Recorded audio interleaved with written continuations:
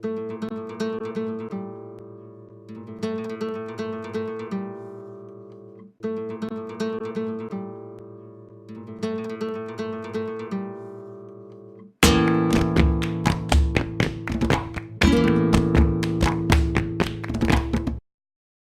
el año 2000, España estaba de fiesta.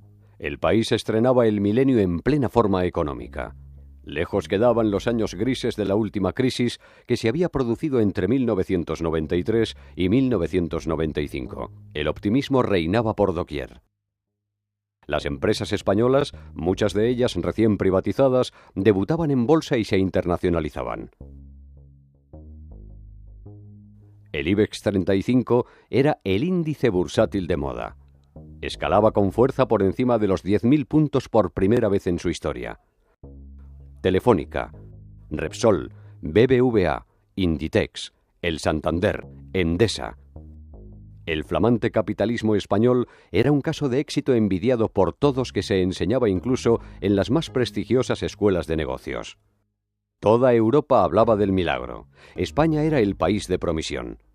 José María Aznar, que en aquel año arrasó en las elecciones, había conseguido reducir el desempleo y poner a la otrora ruinosa economía española sobre la senda del crecimiento. La estadística sonreía al país, el más meridional y soleado del continente, la California europea. La deuda pública había pasado del 67% del Producto Interior Bruto en 1996 al 55% al terminar el año 2000. Los desempleados, que en 1994 eran 3,5 millones, a mediados de 2001 eran solo 1.800.000, 11 puntos menos en solo un lustro. El Producto Interior Bruto iba en sentido inverso, creciendo a buen ritmo desde mediada la década de los 90. En el año 2000 se apuntó un crecimiento del 5%, el más alto de Europa Occidental. El consumo de electricidad se había duplicado entre 1993 y 2003, y con él el ingreso per cápita, que en 1994 era de $15.000 y 10 años más tarde superaba los 25.000. Entonces, cuando nadie se lo esperaba, la economía nacional entró en barrena y se precipitó en un abismo del que no ha conseguido salir. Han pasado 13 años y España está en bancarrota.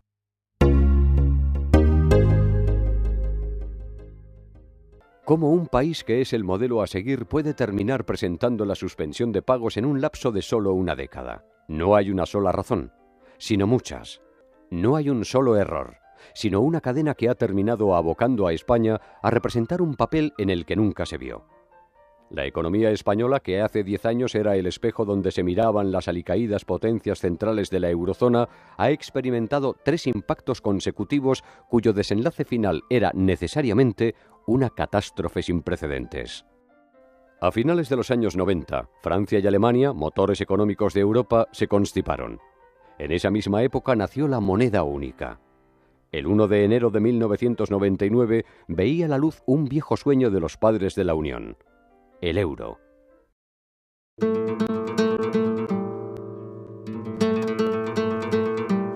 El euro es un proyecto político. El objetivo del euro es consolidar una Europa políticamente unida.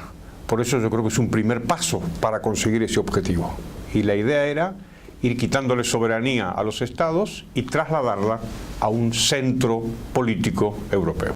Pero la principal amenaza de la nueva divisa paneuropea no eran los euroescépticos británicos, sino los que dentro de la eurozona se decían más europeístas. Alemania y Francia, gobernadas ambas por socialdemócratas, redoblaron sus esfuerzos para forzar la voluntad de Wim Duisenberg, el primer gobernador del Banco Central Europeo. Querían un dinero más barato para reactivar sus moribundas economías. Óscar Lafontaine y Dominique Strauss-Kahn, en aquel entonces ministro de Economía y Finanzas de Francia, cargaron contra el Banco Central exigiéndole que bajase el precio del dinero. El Banco Central Europeo se intentó crear a imagen y semejanza del Bundesbank. En realidad, sin embargo, parte de los políticos alemanes y desde luego los políticos franceses estaban obsesionados con sustituir al Banco Central alemán por un banco central que pudiesen domeñar, que pudiesen controlar de manera más sencilla, por tener un control más inmediato y más directo. Con lo cual, nada más constituido el Banco Central Europeo, los ministros de Economía alemán y francés se dedicaron a cabildear, a presionar a Wim Duisenberg, el presidente de aquel momento del Banco Central Europeo. Duisenberg resistió el primer envite, pero tras los trágicos acontecimientos del 11 de septiembre de 2001, se sumó a la ola bajista que capitaneaba Alan Greenspan desde la Reserva Federal. Tanto el Banco Central Europeo como el norteamericano redujeron en pocos meses sus tipos de interés a mínimos históricos. La crisis era inevitable desde el momento en el que el Banco Central Europeo comenzó a cebar el endeudamiento barato a través de tipos de interés artificialmente bajos.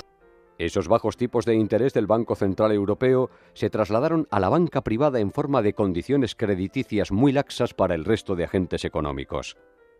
Y como siempre sucede, cuando el precio de un producto se reduce, los bajos tipos de interés introdujeron a las familias y empresas españolas a demandar crédito de manera desproporcionada. Así, la deuda de las familias españolas creció desde los 300.000 millones de euros en 2001 a más de 800.000 millones en 2007. Entretanto, la deuda de las empresas se multiplicó por más de 3, desde los 400.000 millones de euros hasta superar los 1,2 billones. ¿Y dónde fueron a parar todos esos cientos de miles de millones de euros de crédito? Fundamentalmente al ladrillo. Entre el año 2001 y el 2007, el endeudamiento empresarial y familiar se triplicó. El endeudamiento empresarial pasó de 400.000 millones de euros a 1,2 billones de euros y el endeudamiento familiar de unos 300.000 millones a 900.000 millones. En total, por tanto, el endeudamiento privado, excluyendo bancos, simplemente familias y empresas españolas, llegó a superar los 2 billones en el año 2007. Para que nos hagamos una idea, el PIB en el año 2007 era de 1 billón. Por tanto, teníamos más del 200% del PIB en deuda privada, que además era deuda que se había utilizado, que se había captado para acometer pésimas inversiones como podían ser el ladrillo burbujístico. Los españoles no nos fiábamos de nuestra moneda, de la peseta. Era una moneda que los gobiernos sucesivos habían ido devaluando de manera sistemática durante muchísimos años.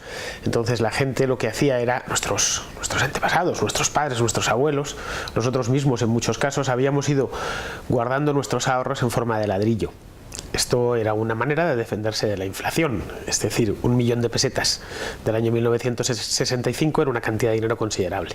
Ese mismo millón de pesetas 30 años más tarde, en 1995, compraba muy pocas cosas, un coche utilitario de los más baratos de gama y poco más. En 1993, el precio medio de la vivienda en España era de 917 euros por metro cuadrado. A partir de ese momento, empezó a encadenar alzas año tras año. En 2001, el metro cuadrado estaba ya en 1.453 euros. Durante esos años, el precio de la vivienda había crecido al 5,9% anual. A partir de 2002, los precios se dispararon. Entre la bajada de tipos del Banco Central Europeo y el colapso final del mercado inmobiliario en 2007, la vivienda en España se apreció una media del 12,3% al año, con picos de hasta el 18%. La gente no compraba la vivienda según los fundamentales, según la rentabilidad que le podían sacar, según otras variables reales, sino compraba por la expectativa de que el precio iba a subir. Estaba la idea de que el precio de la vivienda no bajaba, porque en España hemos vivido varios periodos de ascenso importante de la vivienda. Entonces la gente tenía esa idea de que la expectativa de que la vivienda era una buena inversión, que en un par de años el precio iba a subir bastante y eso generaba un efecto riqueza en el sentido de que el valor del activo de la vivienda era muy superior. Entonces se tenía la idea de que eso iba a ser así, iba a continuar. Resumiendo, lo más rentable en España a lo largo de la pasada década fue edificar, promover, comprar y vender casas. Lo que terminó de desequilibrar la ecuación y lo que terminó por inflar y cebar de manera extraordinaria la burbuja inmobiliaria fue que los tipos de interés se rebajaron artificialmente por parte del sistema financiero europeo, en cuya cúspide se encuentra el Banco Central Europeo. Al bajar los tipos de interés se estimuló y se incentivó la compra masiva de vivienda a crédito, es decir, que la gente se hipotecara con sueldos, comprometiendo sueldos de 20 o 30 años para adquirir una vivienda. Eso disparó los precios de la vivienda y los disparó incluso en relación con los alquileres. Es decir, teníamos una burbuja totalmente de manual. Los altos precios en el sector inmobiliario movieron todos los recursos del país en esa dirección. La banca no solo financiaba alegremente la compra de nuevas viviendas mediante la concesión de hipotecas, sino también su construcción mediante los préstamos a unos promotores inmobiliarios que extendían sus nuevas promociones como setas por toda la geografía nacional. Durante casi una década, los españoles se sobreendeudaron. Para atender esa demanda de crédito tan voluminosa, los bancos y cajas abrieron la espita de los préstamos. En Madrid, por ejemplo, se vendieron edificios con la idea de tirarlos y rehacerlos, es decir, considerándolos como suelo, en ese sentido, como materia prima, para empezar, que podían estar repercutiendo pues cerca de los 10.000 euros metro cuadrado de suelo, o sea, de lo que sería la edificabilidad de ese edificio. Hablo ya la superprime, la zona buenísima, con la idea ya que había de vender cerca de los 18-20.000 euros en Plaza de la Independencia, Serrano, ese tipo de sitios. Pero lo sorprendente ya no es tanto eso, que uno puede sospechar o pensar que en el centro de ciudades como París, Londres e incluso Madrid puede haber zonas concretas donde hay una demanda fuerte para ese tipo de producto caro. Lo grave, yo creo, de la burbuja fue que esto fue generalizado para todo tipo de barrios, capitales de provincia, etcétera. En España, un país grande y poco habitado para los estándares europeos, el bien más preciado empezó a ser el suelo. En los lugares más insospechados se levantaron ciudades de la nada destinadas a absorber la sed incontenible de los españoles por adquirir viviendas. En algún sentido, el llamado efecto riqueza es un efecto real. Pensemos en una persona que se endeuda para comprar una casa. La deuda de la hipoteca es baja, es barata, y el activo que compra, que es su casa, aumenta de precio.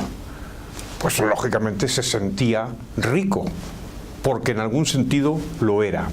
¿En qué otro sentido esto era falso y que la burbuja era insostenible?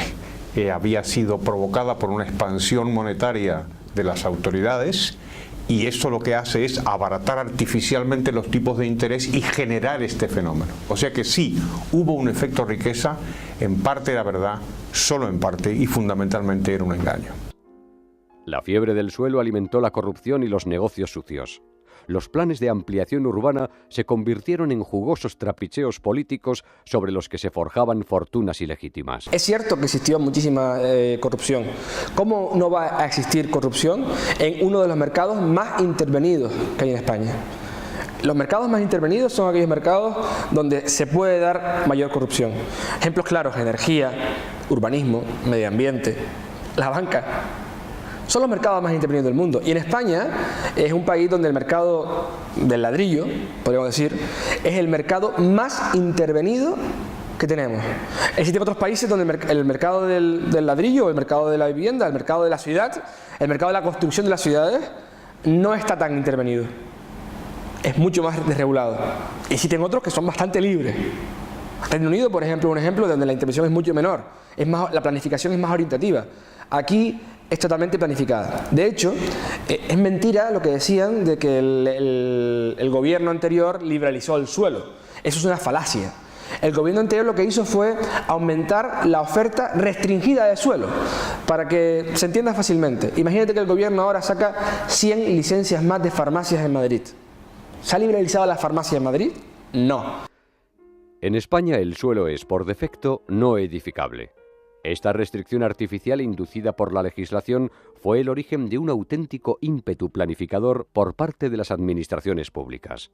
Los ayuntamientos son los que deciden lo que se hace en cada parte del suelo. Técnicos como yo, que soy urbanista, junto con los políticos, se decide qué se va a hacer en cada suelo. Como es lógico, yo como técnico lo voy a hacer lo mejor posible, pero no deja de ser una regulación, una decisión técnica y política sobre lo que se va a hacer en un suelo concreto. Hay tanta intervención en el mercado urbanístico, en el mercado de la planificación urbana, es cuasi comunista, es un sistema de socialismo planificado por completo. Los planes urbanísticos españoles son socialismo puro, o sea, atienden a cualquier definición de planificación central absoluta. A la escalada en el precio del suelo le acompañó un encarecimiento progresivo en todos los factores. Cuando tú contaminas una parte de la economía, sea grande o pequeña, en el caso de la vivienda estamos hablando de algo menos del 15% del PIB, eso tiene un efecto expansivo y amplificado sobre todo el resto de la economía, porque, por ejemplo, los trabajadores de la construcción, varios millones de puestos de trabajo creados en la construcción, empiezan a gastar y empiezan a consumir en otros sectores. Y esos trabajadores, a su vez, mejoran y ven incrementada su capacidad para endeudarse, para comprar automóviles, para comprar quizá una segunda residencia, para irse de vacaciones, etcétera, etcétera. Entonces, todo ese gasto, a su vez, incentiva la creación de empleo en otros sectores de la economía, dependiente ese empleo de que continúe el gasto de los trabajadores de la industria del ladrillo. ¿Y de qué dependía que continuara el gasto de los trabajadores de la industria del ladrillo? De que continuara la expansión crediticia del sistema financiero europeo hacia la industria del ladrillo, es decir, de que familias y empresas siguieran endeudándose para comprar y para producir vivienda. Al final, un esquema Ponzi, un esquema piramidal que terminó obviamente colapsando. Los salarios en el sector de la construcción aumentaron vertiginosamente, atrayendo más y más trabajadores hacia él. El sector creaba 3 veces más empleo que el resto de la economía española, en aquel entonces en plena expansión. Entre 1996 y 2006, el valor agregado bruto de la construcción creció a tasas próximas al 15%, más del doble que el Producto Interior Bruto en el mismo periodo. Para el año 2006, la inversión en este sector representaba casi el 18% del PIB. Un negocio tan redondo no pasó desapercibido. Entre 2001 y 2007 se construyeron en España 4,5 millones de viviendas. Más de lo que simultáneamente edificaron en conjunto Alemania y Francia, 2 países extraordinariamente prósperos que triplican la población española. Después de 500 años buscándolo por toda América, los españoles creían haber encontrado el dorado debajo de sus propios pies. Salamanca, Toledo, Soria, Guadalajara tenían precios de venta de pisos terminados muy superiores a los precios de venta de los pisos de clase media de ciudades como Burdeos o Marsella. Se vendía, realmente se vendía. Y a mí había mucha gente que veía una promoción, el cartel de una promoción, y se lanzaba a por ella a comprarla, sin estar construido y nada, el cartel. Aquí se va a construir el mes que viene una promoción de tantos bungalows. Y había cola de gente comprándose, sobre plano, era increíble. Aquí allá arriba lo tienes, que están a 15 kilómetros de la costa y se vendía. Y ahora están muchos abandonados, otros están para terminar, pero se vendía sobre plano, sin haber puesto ni un ladrillo. Con el cartel de aquí se va a hacer una promoción y se vendía. La vivienda hay que entenderla como inversión, como cualquier inversión, partiendo de la base de mi renta disponible, de mi flujo de caja y de mi capacidad de repagarla. Entonces, como inversión especulativa, como inversión de voy a comprarme un piso y con alquilarlo y con el dinero me compro otro porque los pisos nunca bajan, es muy arriesgado, porque estás asumiendo que el flujo de construcción va a ser inferior al flujo de demanda. Entonces eso es algo, primero, que no tienes ningún tipo de control, que no depende de ti y por lo tanto arriesgas mucho al tomar esa decisión. El dinero fresco no solo llegaba en forma de hipotecas. Toda la economía se benefició de la expansión crediticia. Los trabajadores de la construcción gastaban sus salarios en comprarse los más variopintos productos, lo que a su vez aumentaba las ganancias de otras empresas, las cuales a su vez contrataban a nuevos trabajadores que de nuevo aumentaban el gasto en otras industrias. A mí me dejaban sorprendidos, porque yo hablaba con los directivos, con los que te dices tú, con los de banca de empresa, con los de la territorial y esto. No, este año tenemos el objetivo es el crecimiento del 20%, pero eso te lo venían diciendo desde hace 10 años, que crecían el volumen de crédito que crecía era de un 20% año tras año, y tú te quedabas así, ¿cómo con un 20%? Sí, para este año objetivo el 20% más de créditos que el año pasado. El boom crediticio que comenzó entrando por el ladrillo terminó contaminando y corrompiendo toda la economía española. Todas las inversiones, incluso las más enloquecidas e inviables, tuvieron cabida. El crédito inundó el mercado. Los empresarios ya no necesitaban acudir al banco a pedir dinero, era el banco el que venía a ofrecérselo. Venían todos los banqueros a ofrecerte pólizas de crédito casi sin condiciones. Hace 2006, 2005, 2006 y las cajas ya ni te cuento. Los bancos todavía tenían algún miramiento, pero las cajas solo con decir, mira, necesito para esto, y te lo aprobaban. Los bancos todavía te pedían algún aval o alguna garantía hipotecaria, pero las cajas, tú ibas a una caja y le decías, necesito liquidez para hacer tal cosa. Ah, pues muy bien, pásame para qué es. Y el 99% de las veces te lo aprobaban. La actuación de la banca minorista de la burbuja fue una actuación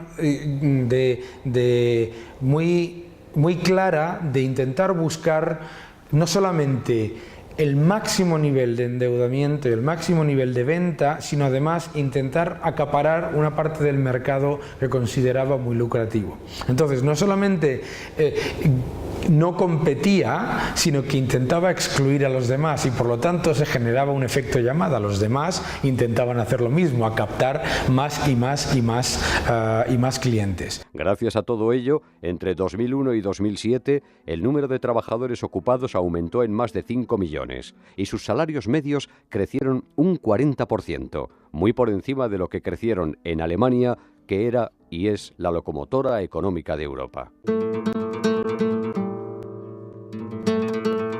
Los años de bonanza provocaron que el sector público español creciese como nunca antes. La burbuja inmobiliaria y toda la actividad exuberante que se gestó a su alrededor provocaron un aumento de los ingresos fiscales sin parangón en nuestra historia. La recaudación en 2007 era un 65% superior a la de 2001. 175.000 millones de euros adicionales en el bolsillo de nuestros políticos, que comenzaron a gastar de las maneras más disparatadas posibles. Hacienda recaudaba más que nunca y el gobierno no tardó en buscar excusas para dilapidar ese torrente de dinero.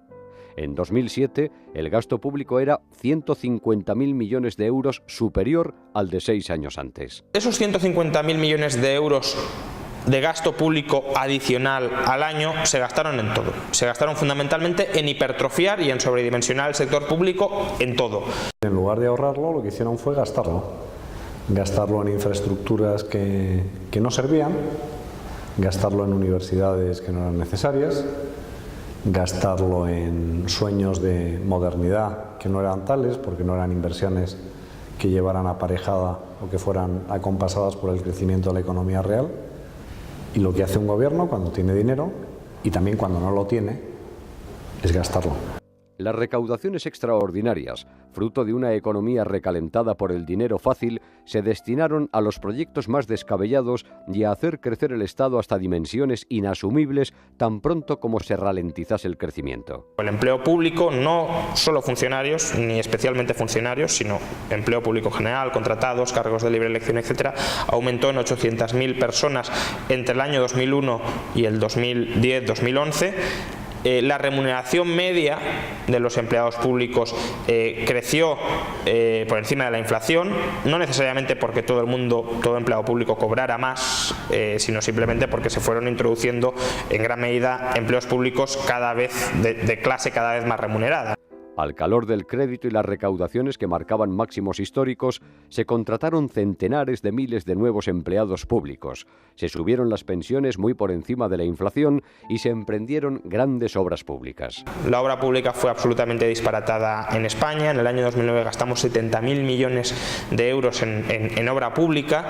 Tenemos más kilómetros de AVE, de tren de alta velocidad, que ningún otro país del mundo salvo China, más kilómetros de autopistas y autovías que Francia o que Alemania. Hemos sido el país que más ha incrementado de Europa el número de aeropuertos, el número de kilómetros de líneas de ferrocarril no de alta velocidad, el número de oleoductos. España pasó a ser líder mundial en alta velocidad ferroviaria, a contar con una de las redes de autopistas más densas de Europa o a disfrutar de más y mejores aeropuertos que los países más ricos del continente. Durante los años de la burbuja inmobiliaria y posteriormente, porque la burbuja estatal tardó mucho más tiempo en pinchar, en España se hicieron obras de todo tipo. Es decir, desde el Estado se patrocinó la construcción de la red de alta velocidad más grande de Europa, de una red de aeropuertos extraordinariamente no solo grandes, sino además de grandes aeropuertos. Es decir, en España hay unas instalaciones aeroportuarias que ya quisieran para sí los países más ricos del mundo, ¿no? Hasta en ciudades muy pequeñas, con muy poquito tráfico aéreo o directamente con ninguno, se invirtieron cientos de millones de euros en aeropuertos nuevos, se hicieron nuevas estaciones de tren, muchas veces para sustituir a estaciones que estaban en plenitud de facultades y que se podían seguir usando, pero había que promover la obra pública. Y la manera de promover la obra pública es inventarse obras, inventarse inversiones. Los políticos lo llaman así, al gasto lo llaman inversión. Es curioso, la propia palabra ya lo dice. Invierten el dinero de los demás en el bolsillo, el dinero que no es suyo en el bolsillo de los amigos, o directamente en el suyo muchas veces, ¿no? Porque la obra pública, la inversión famosa de los políticos y la corrupción van una cogida de la mano de la otra, ¿no?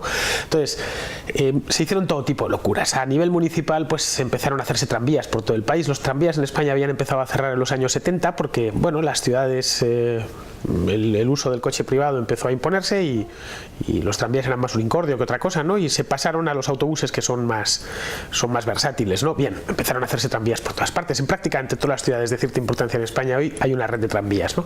Con la excepción, yo creo, que de Madrid, pero también se hizo en Madrid un tranvía a las afueras, ¿no? Lo llaman metro ligero. Se hicieron parques públicos para aburrir. En Madrid se hizo uno inmenso, ¿no? De varios kilómetros cuadrados a lo largo de la ribera del Manzanares. Es decir, el problema no fue tanto de cantidad de proyectos, porque se han quedado muchos sin hacer afortunadamente, sino como de falta de tiempo, porque la burbuja duró lo que duró. Entonces todo lo que se pudo gastar en aquellos años se gastó. Todo era posible en el camelot español.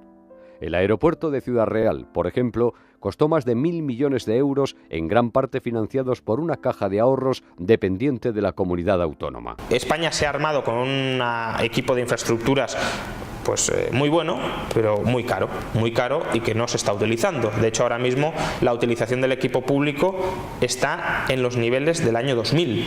Hemos incrementado extraordinariamente nuestra dotación de capital en infraestructuras y, sin embargo, no lo estamos empleando, no lo estamos utilizando para nada, porque el número de mercancías y de pasajeros que lo utilizan estamos en niveles del año 2000.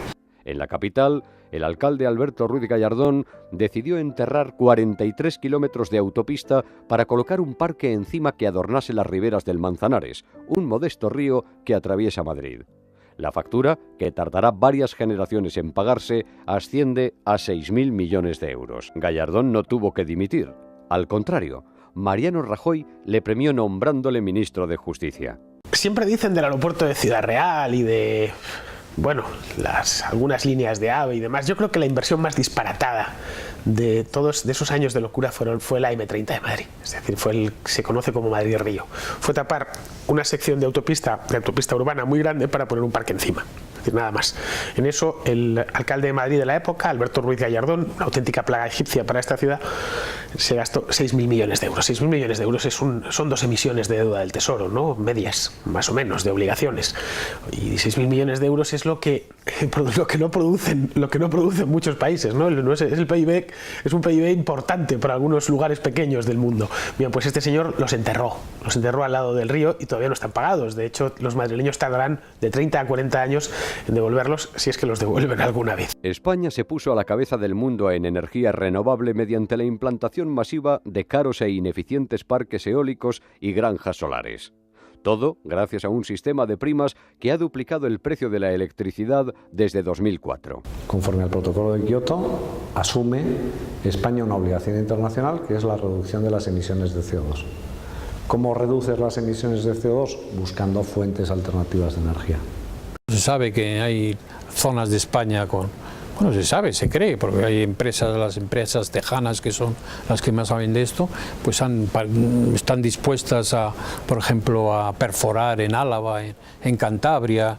Se sabe que puede haber ahí petróleo bueno, o gas que se puede utilizar con el sistema del fracking, pero se ha fomentado este terror al cambio climático y se ha elevado de tal manera la ideología ecologista que ha subido al país en un pesimismo y en una inhibición del motor del progreso en el mundo. Había una decisión política, ha habido muchas decisiones políticas en el tema de la energía, por ejemplo, pues la decisión de obligar a quemar carbón a las centrales de producción de energía eléctrica, un carbón nacional que era más caro y que tenía menos poder calorífico. Eso es una decisión política, de índole social.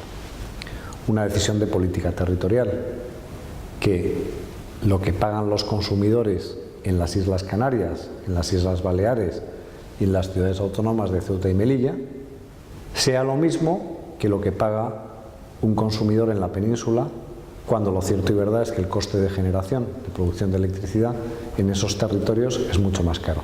Eso es una decisión de política territorial que va al precio de la electricidad. Y el déficit de tarifa responde a una decisión política de no trasladar a los peajes y a las tarifas el coste real de producción de la electricidad. ¿Con qué objetivo? Con el objetivo de cumplir criterios de convergencia para poder entrar en el euro.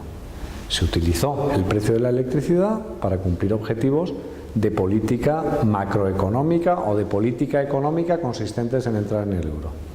Y eso lo hemos visto muchas veces. Es decir, cuando tú intervienes un precio, lo que generas, ¿qué es?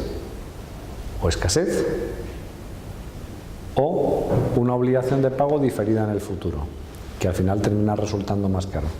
¿Por qué estamos pagando la electricidad más cara? Porque estamos pagando las anualidades correspondientes al reconocimiento del déficit de tarifa, que es el resultado de la intervención del Estado en la fijación de unos precios cuando la propia ley del sector eléctrico establecía un principio de suficiencia tarifaria.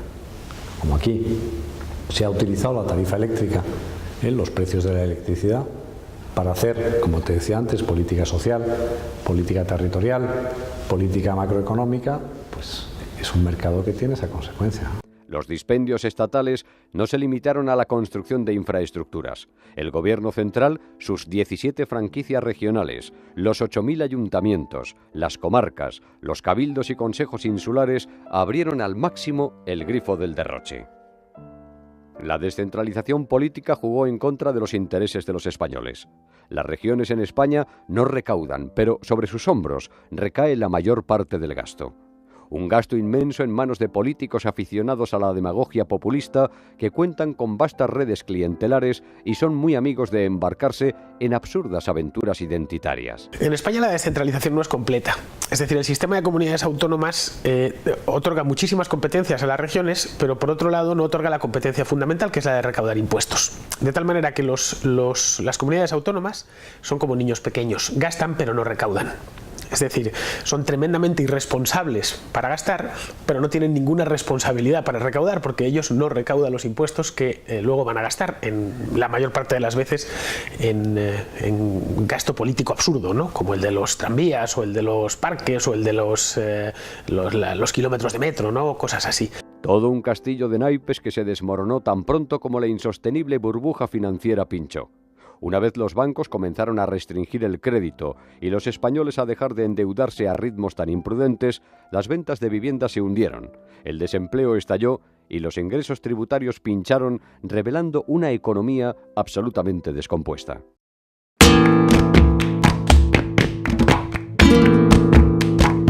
La creciente exposición de nuestra banca a activos inmobiliarios tóxicos y la cada vez más acelerada inflación llevaron al Banco Central Europeo a subir progresivamente los tipos de interés a partir de 2006.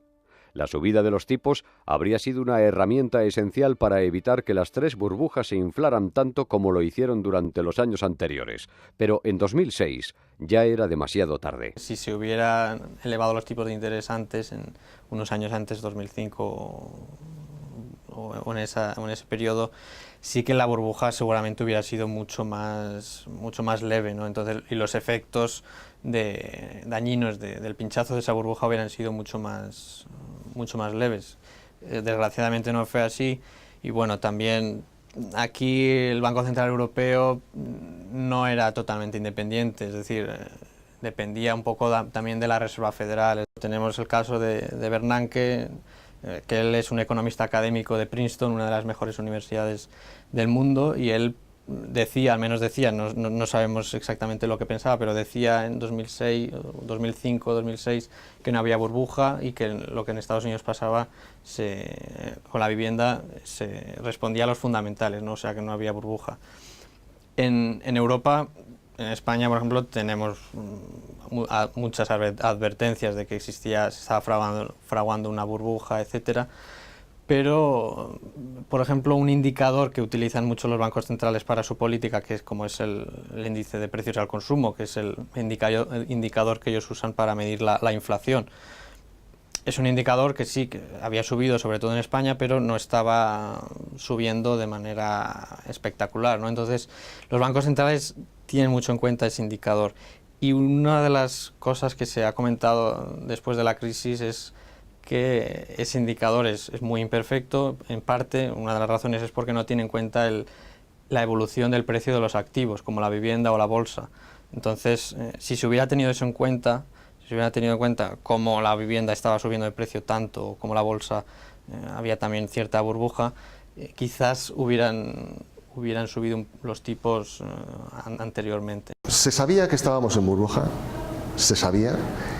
Lo que no se sabía era cuándo iba a pinchar y por qué. Es decir, ya desde 2006 se empezaba a hablar en el sector, incluso, es decir, no estaban ciegos, entendían lo que estaba pasando, se empezaba a hablar de un aterrizaje suave. Fue una frase muy típica de esos años.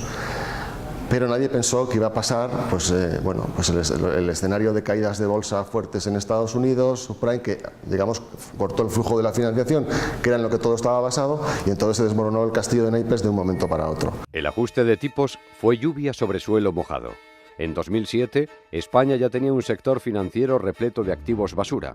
Su economía se había especializado en el monocultivo de la construcción de viviendas y su sector público se había acostumbrado a vivir de los ingresos extraordinarios fruto de la burbuja inmobiliaria. Se sabía, claro que se sabía, pero ¿quién le pone el cascabel al gato? Cuando las cosas van bien, cuando gracias a que la burbuja funciona hay pleno empleo, en España se pueden construir obras públicas por todos los lados, aves a cualquier pueblo. Nadie quiere decir yo soy el malo que he cortado el flujo del dinero, yo soy el malo que he enfriado la economía, yo soy el malo culpable de que tú no tengas trabajo. El pinchazo de la burbuja financiera, acelerado por la subida de los tipos de interés y por la quiebra del banco estadounidense Lehman Brothers, forzó que los desequilibrios internos, ocultados durante tanto tiempo, salieran a la luz. La quiebra de Lehman Brothers tiene un impacto directo en Estados Unidos, por supuesto, pero también en el resto del mundo. Y es la idea de que las instituciones financieras de gran tamaño pueden quebrar y no van a ser rescatadas. ¿Por qué sucedió esto? Es en el fondo arbitrario, porque los gobernantes podían no haberlo hecho. Probablemente se asustaron, no lo hicieron, y después se asustaron todavía más por el resultado de pánico que generó, y a partir de ahí hubo una burbuja nueva, pero de rescates bancarios en América y fuera de ahí. La morosidad de la banca se disparó, el desempleo explotó y la recaudación tributaria, muy dependiente de los excesos de la burbuja inmobiliaria, se hundió, dando lugar a uno de los mayores déficits públicos de Occidente. Todos estos problemas se encontraban latentes ya antes de que quebrara Lehman Brothers y de que la crisis subprime norteamericana debutase en escena. La política económica de la segunda legislatura de Zapatero se vio hipotecada por las elecciones, precisamente, por la campaña electoral en la que tuvo que prometer y tuvo que obviar la crisis para poder ganar. A principios de 2008 hubo elecciones generales, pero el país y sus políticos prefirieron mirar hacia otra parte. El gobierno, empeñado en negar la existencia de la crisis, huyó hacia adelante sin tomar ninguna de las medidas que hubiese permitido acelerar el muy necesario saneamiento de las tres burbujas.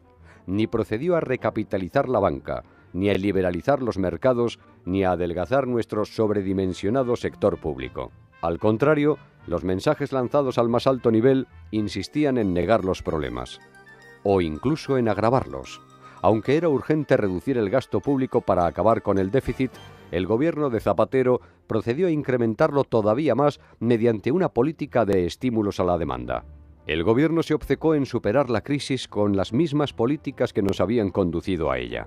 Endeudamiento para acometer obra pública inútil. El Plan E fue algo así como el keynesianismo hecho política económica y política de despilfarro. En el año 2009, cuando España ya tenía un desequilibrio en sus cuentas públicas monumental, de más de 10 puntos del PIB, uno de los mayores de Europa, Zapatero salió con la genial idea, asesorado obviamente por toda la cohorte de economistas keynesianos, de que hacía falta estimular todavía más el gasto. ¿Y cómo se estimulaba todavía más el gasto? Pues cuando ya un político gasta humanamente en todo lo que se le ocurre, tiene que gastar en lo absurdo, en lo disparatado. Y eso fue el Plan E. Es decir, no hacía falta ninguna de las obras que financió el Plan E, no había ninguna necesidad real entre la ciudadanía española, ninguna exigencia, ningún requisito de creación de valor que hiciera imprescindible esas obras, y sin embargo el gobierno les dio dinero a los ayuntamientos para que lo gastaran en lo que fuera. Este conjunto de políticas disparatadas, lo más parecido a pegarse un tiro en el pie, trataron de justificarse apelando al buen nombre del que todavía goza John Maynard Keynes, un economista británico de gran predicamento entre políticos, periodistas y profesores universitarios. Pero el keynesianismo, la idea de que el gobierno tiene que endeudarse con fuerza durante las depresiones para relanzar la actividad, jamás ha funcionado y obviamente tampoco funcionó en el caso de España. El keynesianismo es la mejor teoría económica y las mejores recomendaciones de política económica para multiplicar el poder político y para inmiscuirse en la vida de los ciudadanos es el keynesianismo. Es decir, lo adopta Zapatero, pero también lo adoptan también otros intervencionistas de derechas, no solamente él. Las teorías del ciclo económico más predominantes en la actualidad es que se produce la crisis como un shock inesperado, una sorpresa, algo inesperado, ¿no? No se produce porque anteriormente ha habido un periodo de decisiones equivocadas, de malas inversiones, etcétera. Entonces, si consideras que lo que sucede, una crisis es respuesta de un shock inesperado, entonces, ¿por qué no gastar más para solucionar lo que está pasando, ¿no? La política económica de Zapatero se saldó con un fracaso total.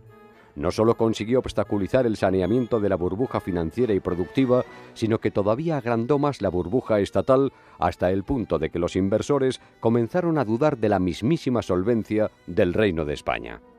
La progresiva subida de los tipos de interés a los que podía financiarse el gobierno español obligaron a Zapatero a aprobar un tímido e insuficiente ajuste de gasto en mayo de 2010. Zapatero, obligado por la presión de los mercados, con la prima de riesgo en ascenso, se vio obligado a recortar algo del sueldo de los funcionarios, apenas un 5%, y también a congelar las pensiones. ¿Cuál es el problema? El problema es que desde que estalló la crisis, año 2007, hasta el año finales del año 2011, el número de funcionarios o de empleados públicos siguió creciendo. Es cierto que Zapatero recortó el sueldo a los empleados públicos un 5%, lo que no dijo Zapatero es que siguió aumentando el número y el volumen de contrataciones de empleo público, con lo cual eso prácticamente se diluyó. Y en cuanto al tema de las pensiones pasa algo parecido. Es cierto que las congeló, pero lo que no se dice o lo que no se tiene en cuenta es que durante los años de crisis siguió cayendo la afiliación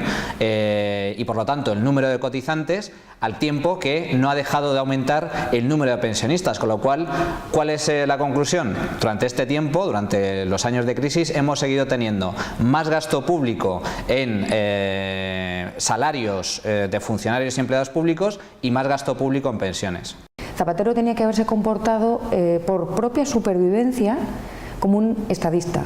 Es decir, abandonar todos los presupuestos que había defendido, esos presupuestos cortoplacistas que había defendido en la campaña electoral y haber tomado las medidas necesarias, aunque no fueran de izquierdas, como en su momento tal vez Felipe González sí tomó para poder entrar en la Unión Europea. Pero el recorte de Zapatero apenas sirvió para achicar unos puntos el déficit público.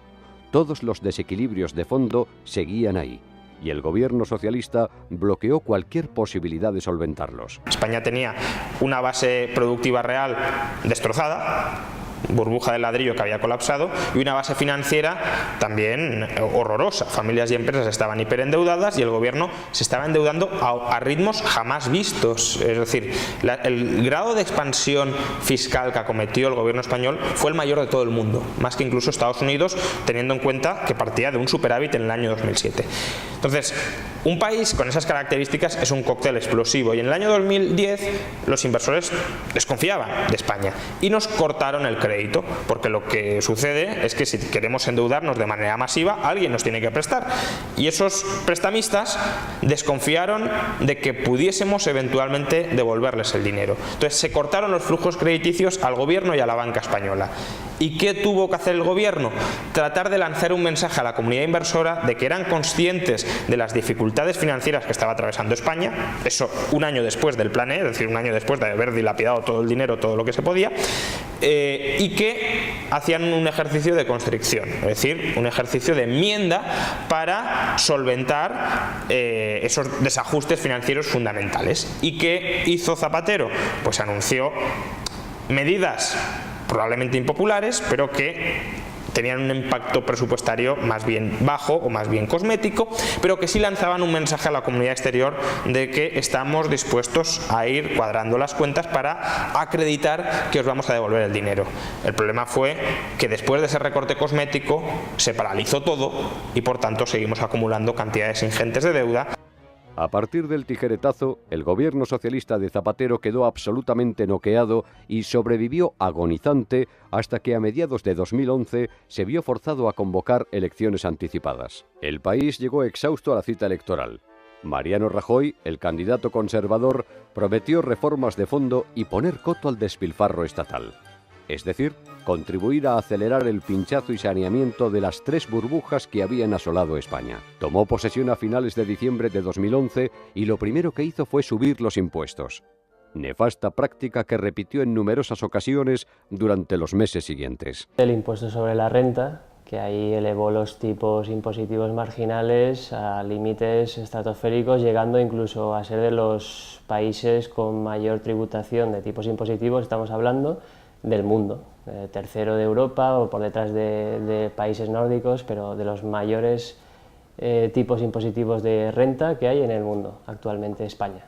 El impuesto sobre la renta, que es un instrumento poderoso para recaudar, porque en fin, lo que haces es apropiarte de las nóminas en sí, o sea, gravar las nóminas, por ejemplo, pero bueno, hay cierto trasvase a la hora de constituir sociedades, evitar tributar por renta, en fin, al final está por ver más o menos cómo afectará económicamente estas medidas, pero está claro que lo que ocurrirá es que ahoga más a las personas físicas, ahoga las actividades económicas que no olviden, realizadas en personas físicas, por personas físicas, no olvidemos que también tributan por renta. Eso a los autónomos los machaca, digamos, y bueno, a todo aquel que tiene fuentes de renta rígidas como nóminas, o sea, localizables, que no tienen alternativa. El gobierno de Rajoy, lejos de recuperar la credibilidad del país y proceder a solventar sus desequilibrios, los ha agudizado todavía más. Es un error subir impuestos en cualquier circunstancia, porque lo que sucede es que le quitas el dinero a la gente que es capaz de invertirlo, de generar riqueza, y se lo das a los políticos cuyo propósito es dilapidar ese dinero y destruir riqueza, porque no saben crear riqueza. Es decir, el político sobre todo en España, no tiene ni idea de que es un empresario, ni ha creado nunca riqueza, y además desde las instancias del sector público no tienen ni la información ni la pueden llegar a tener para generar esa riqueza. Por tanto, estamos haciendo un ejercicio devastador. No se crea riqueza, o sea, no solo no se crea riqueza quitándole el dinero al empresario, sino que además el político la dilapida, la destruye. Pero es que además, si siempre es un error subir impuestos, en crisis, y en una crisis cuya manifestación o una de sus manifestaciones más claras es el sobreendeudamiento privado, es un error mayúsculo, un error colosal.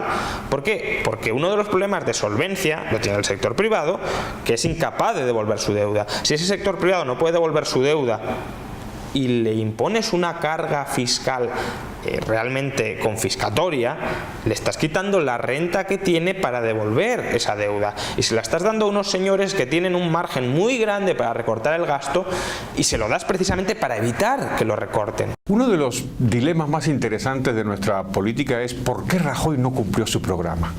¿Por qué hizo lo contrario? ¿Por qué hizo lo mismo que había hecho Zapatero? Y entonces ahí yo creo que la respuesta puede ser la siguiente: tuvo miedo, le dio miedo hacer lo que tenía que hacer. Lo que tenía que hacer era contener el gasto público, bajar el gasto público y no tocar los impuestos. Si fuera posible, había que bajarlos y nunca subirlos, que fue lo peor que se podía haber hecho. Yo creo que hizo un cálculo político, cosa que no nos extraña, porque Rajoy no es un bibliotecario, sino que es un político. Entonces hizo un cálculo político. La subida de impuestos y la reducción del gasto comporta coste político para el gobernante. Entonces lo que hace es ajustar estas dos variables para minimizar el coste político para él, aunque lo aumentó para el conjunto de la población. Rajoy tuvo la oportunidad de oro, tuvo la oportunidad de tomar aquellas medidas que Zapatero no tuvo el coraje de tomar, y no lo hizo, pero hizo algo peor que no tomarlas, y es amagar y no dar. Es decir, anunció y luego se echó para atrás, anunciaba y se echaba para atrás. El Banco Central Europeo y los gobiernos de Zapatero y de Rajoy han abocado a España a la bancarrota. A estas alturas, después de tanto y tan nefasto intervencionismo gubernamental, no existen soluciones sencillas.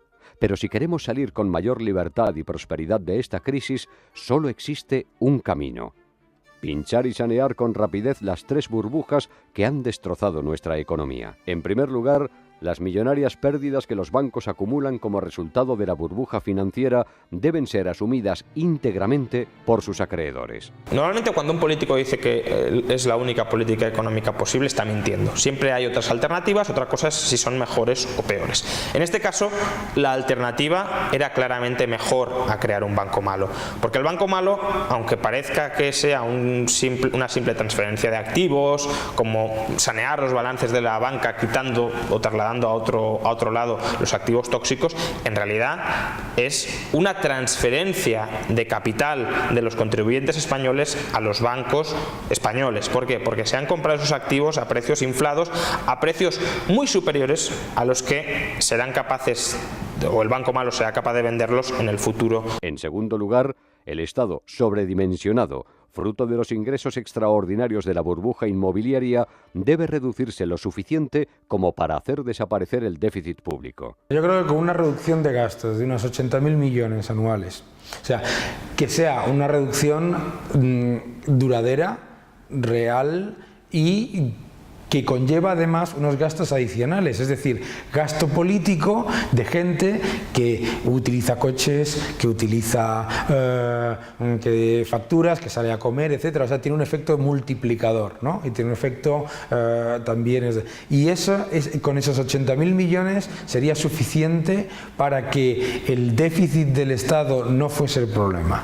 Ahora, haría otra cosa, es que traería la posibilidad de ir reduciendo el peso del Estado con respecto al PIB, al menos a unos niveles cercanos al 30% a medio plazo. El conjunto de las administraciones públicas debería reducir el gasto aproximadamente en 100.000 millones de euros. Cuando hablamos del conjunto de las administraciones públicas hay que tener en cuenta que en el Estado español se divide en ayuntamientos y entes locales, comunidades autónomas y gobierno central. Y a ello se le suma la seguridad social. Si sumamos estas 4 administraciones, el gasto público total en España se aproxima a los 480.000 millones de euros, el 48% del PIB. Los ingresos son inferiores a los 400.000 millones. Y por último, debemos proceder a liberalizar la economía para que, en un contexto de estabilidad y libertad, los empresarios puedan sustituir el caduco ladrillo por nuevas y competitivas industrias. La crisis en España ha sido especialmente grave, eso es lo que nos tiene que preocupar. Hay características idiopáticas, podríamos decir, en la vida española, es decir, peculiares de la vida española que hacen que se agrave aquí la crisis, como esta del desempleo, que es el 20 y tantos %. Además nos lo dan con 2 decimales, nos toman el pelo. ¿Cómo se puede dar con 2 decimales una cifra tan inexacta como la del desempleo? Hoy, España languidece presa del pesimismo en un lamentable estado de parálisis económica. Los más jóvenes y preparados han empezado a abandonar el país en busca de mejores oportunidades. Entretanto, la clase política, amarrada a sus privilegios y a un gasto público que representa cerca del 50% de un PIB menguante, sigue sin reaccionar. Los países no suelen desaparecer. Desde luego no desapareció el mío natal. Y sí que podemos pensar que durante décadas han hecho las peores políticas económicas posibles y el país no ha desaparecido. Tampoco ha desaparecido Ruanda, ni Burundi, ni Corea del Norte. Es decir, los países más castigados por unas guerras brutales y por unos gobiernos brutales, pues no desaparecen. Con lo cual, esta idea de que España tiene futuro, vamos a analizarla con mucho cuidado, porque si lo que queremos decir es que los españoles tienen o tenemos el mérito y la capacidad de salir adelante, por supuesto que sí. Ahora, si la pregunta es, ¿lo haremos gracias al gobierno? La respuesta es que no, lo haremos a pesar del gobierno. España, la más meridional y soleada de las tierras de Europa, no tiene por qué resignarse a la pobreza. No tiene por qué seguir el camino de Argentina, la nación hermana a la que en tantas cosas se parece. Todo lo contrario. Las lecciones para superar la crisis y prosperar en libertad están ahí, para que los españoles se las apliquen. España está en bancarrota, pero no tiene por qué permanecer en ella.